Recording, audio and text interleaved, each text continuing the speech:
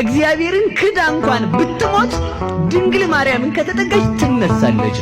ከድንግል ማርያም የተጠጋችን ኃጢአተኛ ነፍስ እንኳን ብትሆን ሰይጣን ሊወስዳት አይችልም። በፍጹም አምኜ የምነግራችሁ በሞት እንኳን እግዚአብሔርን ክዳ እንኳን ብትሞት ድንግል ማርያምን ከተጠጋች ትነሳለች። አሁን እንግዲህ ሊያማቸው ይችላል እንትና ሰፈር ሰዎች ምንም ማድረግ አልችልም። እውነቴን ነው። ድንግል ማርያምን ከተጋውን ይውላ እግዚአብሔርን ክዳ እንኳን ቢሆን ሲል ተመልከቱ። ድንግል ማርያም ከሃዲ ገነት አታስገባም። በዛው ላይ ይዛችሁልኝ እንግዲህ የካደ ሰው ገነት አይገባም። እንግዲህ ተመልከቱ። እባብ የሚፈራት በትር ምንድናት ከተባለ ተመልከቱ። አንድ ሰው ነበረ ሁላችሁም የምታውቁት ምን የሚል ከተባለ እመቤታችንን እየዘከረ የሚኖር ሰው ነበረ ይላል። ማንን እየዘከረ ባሉ እንጂ ከዚያ ሀብቱ አለቀ። ሀብቱ ሁሉ ሲያልቅ ሰው ወደማያውቀው ሀገር መሰደድ ነው የተነሳው።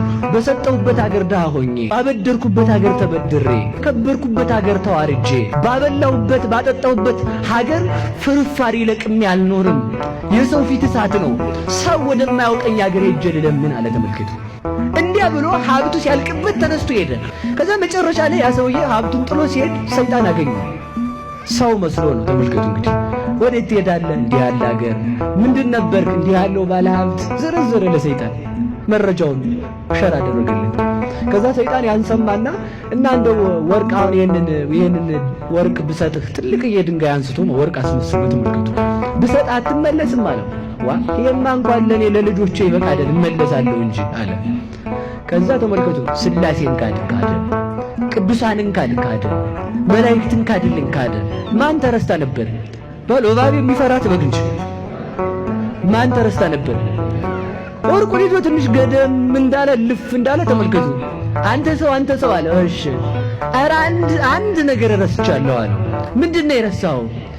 ሁሉ ጊዜ ነፍሳትን የምትቀማኝ ወላዲት አምላክ የምትባል ስላለች እሷን ካደ። በፍጹም እሷን አልክድም ማለት ስላሴን ክዶ መንግስተ ሰማያት መግባት አይቻልም። መላእክትን ክዶ መንግስተ ሰማያት መግባት አይቻልም። ቅዱሳንን ክዶ መንግስተ ሰማያት መግባት አይቻልም። ይቻላል የሚልም መጽሐፍ የለም። ስለዚህ ምንድነው ያደረገው?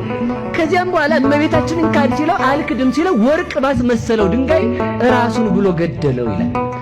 የአንዳንድ ሰዎች ፍቅር እንደ ሰይጣን ፍቅር ያለ ነው። ሰይጣን ከፍቅሩ የሚቀድመው ጠቡ ነው ይላሉ ሊቃውንት።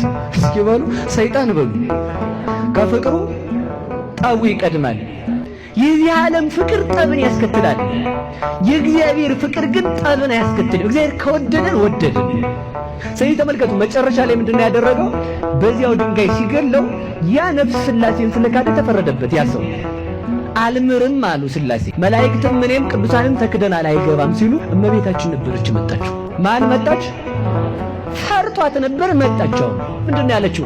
እባክህ ልጄ ይችን ነፍስ ማርልኝ ስትል አይ ይችማ እኔንም ቅዱሳንንም ክዳለች አልምርም ሲላት ምንድነው ያለችው?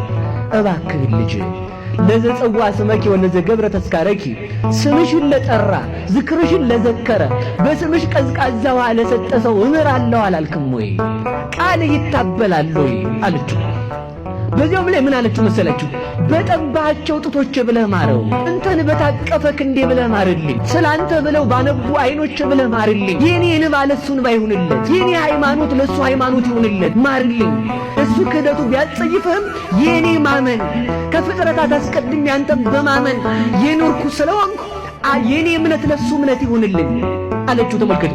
ለዚህ ነው ሊቁ ሲያመሰግናት ምንድነው ያለ? ለማይዘነከ ብሲ አባዲ ለማይዘነከ ብሲ አባዲ ቤዛ ነፍሱ ነፍሴ እፈዲ። ጌታ ሆይ ይህ ሰነፍ ዝንጉ ኃጢአተኛ ከሃዲ ሰው ቢያሳዝንም ስለሱ ነፍሴን የነፍሷ ጋር ገያዛት አለችው። ተመልከቱ። የዚህን ጊዜ እግዚአብሔር ምንድነው ያላት? ምሬልሻለሁ ነው ያላት። እስኪ በሉ ምሬልሻለሁ። ያው የፈራው ደረሰ። ተመልከቱ። ሰይጣን መናፍቅ ሰይጣን ድንግል ማርያምን ሰዎች እንዳይወዷት የሚያደርገው ለምንድን ነው ካላችሁ መዳናቸውን ሲያሳጣቸው ነው። ከድንግል ማርያም የተለየች ነፍስ አትድንም። አማለደች። የሞተውን የተፈረደበትን አዳነችው በምልጃዋ።